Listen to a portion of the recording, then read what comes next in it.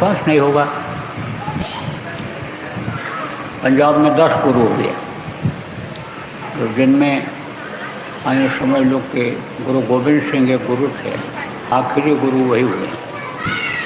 वहीं से आप ये समझो कि वह गुरु जो उन्होंने नाम को जगाया था उसका अन्य समय पूरा हो गया, दूसरा नाम आया ये राधा स्वामी।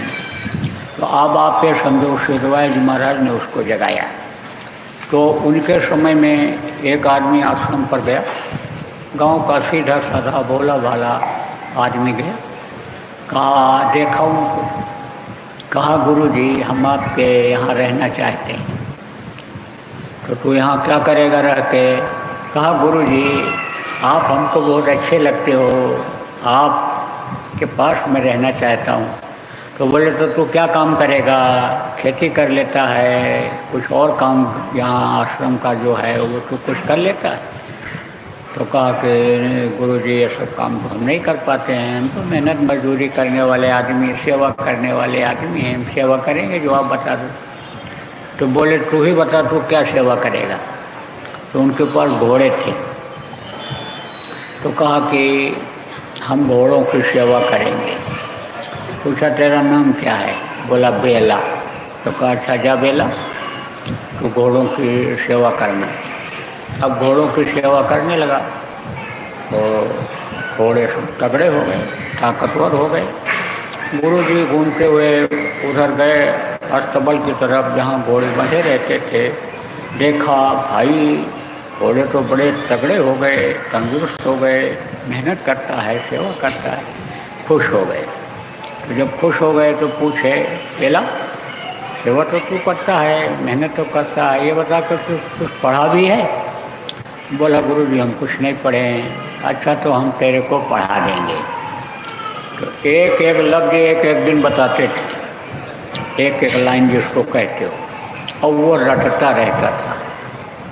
तो एक दिन गुरु जी कहीं बहुत ज़रूरी काम से जा रहे थे और उस दिन इसको नहीं बताए, सुबह सुबह दर्शन करने जब गया था तो नहीं बताए।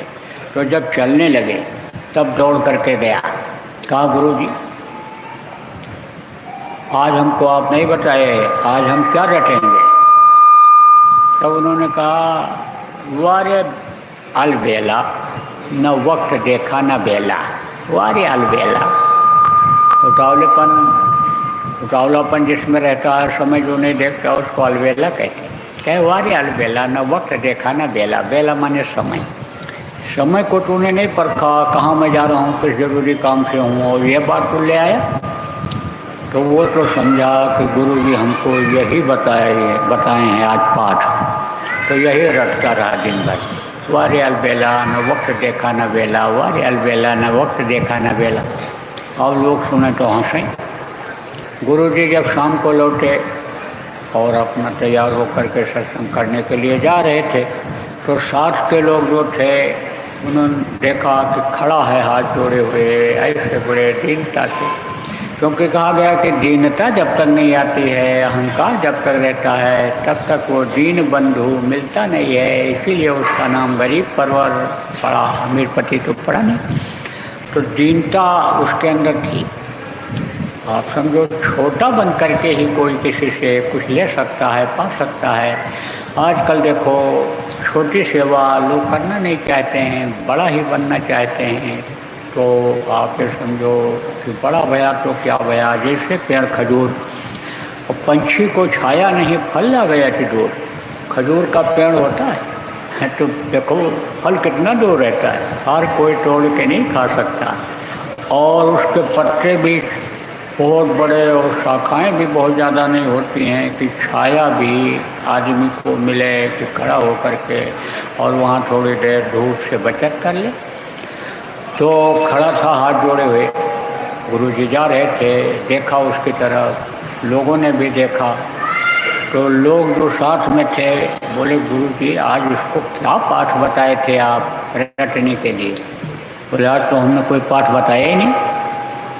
तो लोगों ने कहा ये तो यही रटता रहा, वारे अलबेला न वक्त देखा न बेला, वारे अलबेला न वक्त देखा न बेला। तब उन्होंने कहा जिसने वक्त और बेला नहीं देखा और याद किया, उसी का काम बन गया, आशीर्वाद दिया। देखो कहते हो ना, आज नहीं कल कर लेंगे, कल किसी ने देखा है? कल तो किसी ने देखा ही नहीं। सोने के बाद किसी को ये पक्का नहीं रहता है कि हम सुबह देखेंगे ही। आप देखो, आप समझो, घर से निकलने के बाद गारंटी नहीं रहती है कि हम 2 घंटे के बाद घर में वापस ही आ जाएंगे। कोई भरोसा है इस समय पर? तो आप ये समझो कि वक्त और बेला इसमें नहीं देखना चाहिए, जब भी समय मिले तभी करना चाहिए। तो सत्संग सुना रहे थे, बस उसी सत्संग में खिंचाव हो गया, जीवात्मा शरीर से निकल गई, ऊपरी लोकों में चली गई। तो कहते हैं ना कि जो पेड़ फलता है वो झुक जाता है, दूर से पता चलता है। जिसके अंदर बड़प्पन आ जाता है उसके अंदर अहंकार नहीं आता है, और अहंकार जब आ गया तो कराया सब गया। जब आया अहंकार, कहा ना गोस्वामी जी महाराज ने कि को अस जन्मा है जग माही, को अस जन्मा है जग माही, प्रभुता पाए का हिम्मत नहीं। प्रभुता किसको कहते हैं? शरीर में बहुत बल हो गया, धन बहुत हो गया, ऊंची कुर्सी मिल गई, अधिकारी बन गए या कोई नेता बन गए, मंत्री मिनिस्टर बन गए, तो अहंकार आ जाता है। किसको नहीं आता है? कि जो समझे प्रभुता परछाई, और प्रभुता पाए का हिम्मत नहीं। आप जब चलोगे तो परछाई दिखाई पड़ेगी, लेकिन परछाई किसी की होती है? किसी की नहीं होती है परछाई। तो ये क्या है? परछाई की तरह से है, हट्टा कट्टा आदमी और लकवा जिसको कहते हो, खालिद जिसको कहते हो, मार दिया, अंग उसके काम नहीं करते हैं, गिर गया, उठ नहीं सकता, कोई खड़ा करे तो खड़ा नहीं हो सकता। तो क्या इसका अहंकार किया जाए? रात को तिजोरी में से रुपया बंद करके और सोता है कि सुबह हमारे काम आएगा, चोर आए, डकैत आए, उठा ले गए, इनकम टैक्स वाले आए, तिजोरी सील कर दिया, अब उसका रह गया, उसका नहीं रह गया। तो ऐसे ही समझो, पद पर रहते हैं, उतरने में देर लगती है। अब ये मंत्री मिनिस्टर है, प्रधानमंत्री और ये जितने हैं, अभी विधानसभा लोकसभा भंग हो जाए तो इनकी कोई कीमत रहेगी?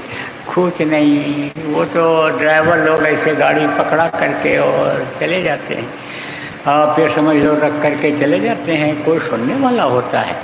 इसीलिए कहते हैं भाई इसको परछाई समझो। तो चढ़ाई हो गई उसकी, निकल गया ऊपर। अब लोगों ने देखा, कहा भाई सुनते तो थे सत्संग में, जैसे मैंने बताया दूर से पता चल जाता है कि इसमें फल लगा हुआ है, डालें झुकी रहती हैं, ऐसे पता चल गया लोगों को कि इसकी तो चढ़ाई हो गई। अब लोगों ने कहा देखो इतना दिन से हम लोग सेवा कर रहे हैं गुरु जी का, और हम लोगों को कुछ नहीं दिखाई सुनाई पड़ा, कुछ नहीं हुआ, गुरु महाराज की दया हम लोगों के ऊपर नहीं हो रही है। तो यह सोचने लगे, महात्मा जी तो देखते थे लेकिन बोलते नहीं थे। कहते हैं ना, संत न देखें चाल कुचाल, वो परखें अंतर का हाल। अंतर की बात जान जाते हैं लेकिन बोलते नहीं थे, कुछ मर्यादा में रहते थे।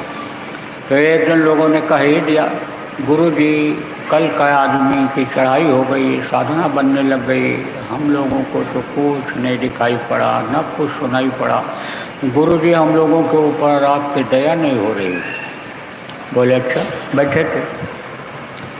फिर बोले कि यहाँ कहीं भांग मिलेगा? बोले भांग? आप तो कहते हो नशे से मुक्त रहो, आप तो कहते हो शाकाहारी रहो, आप तो कहते हो इन चीज़ों से दूर रहो। बोले जो मैं पूछूं उसका जवाब दो। बोले मिलेगा। तो कहा कि जाओ ले आओ। तो भांग ले आए। बोले इसके लो बट्टा लाओ, पत्थर पर बटो, इसको रगड़ो। तो भांग को जितने रगड़ते हैं उतने ही उसमें नशा यानी ज़्यादा पैदा हो जाता है। तो पूछा भाई इसको रगड़ोगे तो? बोले इसमें तो जितने रगड़ेंगे उतना नशा पैदा होगा। तो कहा कि अच्छा तो तैयार करो, पूरा घड़ा पानी में घोलवा करके भांग का तैयार कर लिया। और गिलास कहा कि एक एक गिलास सब लोग लो और मुंह में कुल्ला ले करके और फिर फेंको, कुल्ली करो इसका। तो एक एक गिलास लिया लोगों ने और ले करके कुल्ली करते रहे, इसे फेंकते रहे। तो बोले कि इसका क्या काम है बांग का? इसका काम है नशा करना। तो बोले नशा हुआ? अरे बोले पीते तब तो नशा होता। तब कहे ऐसे ही तो तुमको नामदान दिया गया, सुमिरन करना, ध्यान करना, भजन करना बताया गया, तुम करते तब तो तुम्हारी चढ़ाई होती।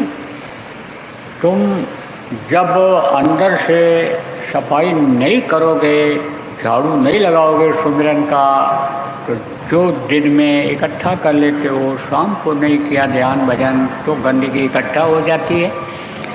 देखो बच्चियों, झाड़ू